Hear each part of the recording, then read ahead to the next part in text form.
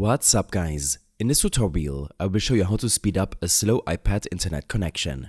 If your iPad is struggling with Wi-Fi speed, there are a few quick adjustments you can make to improve performance. Let's start with your DNS settings.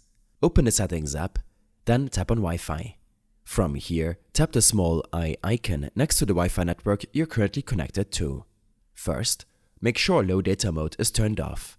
This setting is designed to limit background activity and can sometimes throttle your connection speed.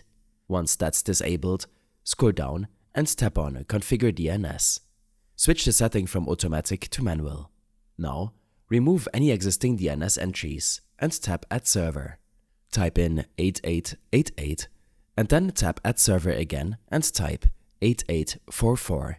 These are Google's public DNS servers and often help improve network speed and reliability. Once done, tap Save. Next, turn on airplane mode for a few seconds to reset your network connections. Swipe down from the top right to open the control center and tap the airplane icon. Wait a moment and then tap it again to reconnect. After reconnecting to Wi-Fi, test your internet speed using a site like fast.com or speedtest.net to see if there's any improvement. For most users, this will improve the internet speed. In case it doesn't, then check if low power mode is limiting your internet performance. Go back to your main settings screen and tap on Battery. If low power mode is enabled, indicated by a yellow battery icon, turn it off. This mode reduces background processes, which can indirectly affect your Wi-Fi speed. If you're still experiencing issues, the final step is to reset your network settings. Go to Settings, tap on General, then scroll down and tap on Transfer or Reset iPad.